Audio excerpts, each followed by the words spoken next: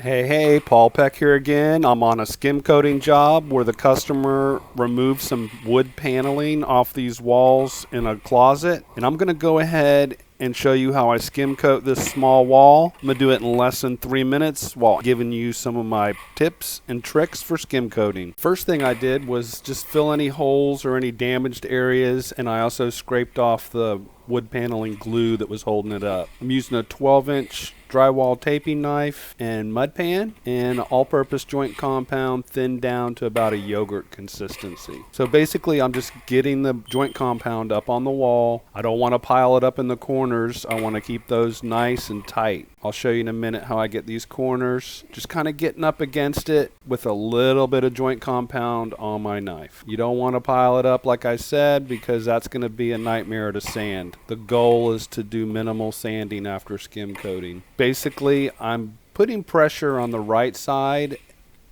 and no pressure on the left side, just lifting the knife slightly. So you can see those lines on the right side of the knife when I'm going. But other than that, it's just a nice transition from the knife to the joint compound. Very light pressure, and I'm not putting a lot of joint compound on my knife. Let me know in the comments if you have any skim coating questions. I will be doing one more round of skim coating after this dries, and I won't be sanding. I'll just hit it with my 6-inch knife and scrape off any ridges or high spots. No sanding whatsoever. Oh, and hey, be sure to hit that subscribe button if you're enjoying these videos.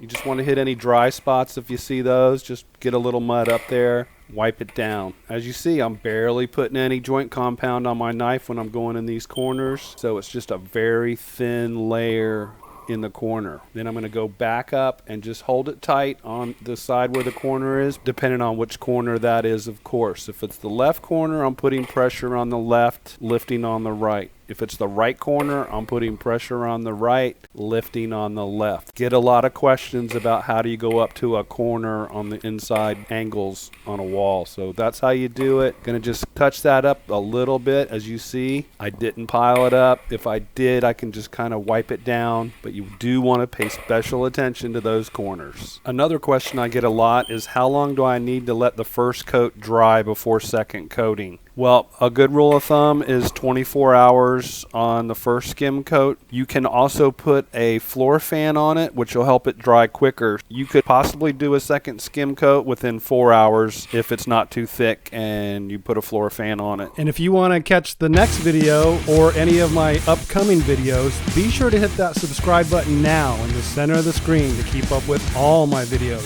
Follow me on Facebook, Instagram, Twitter, and TikTok. I'll leave some of my most popular video links down below in the description. Thanks so much for watching.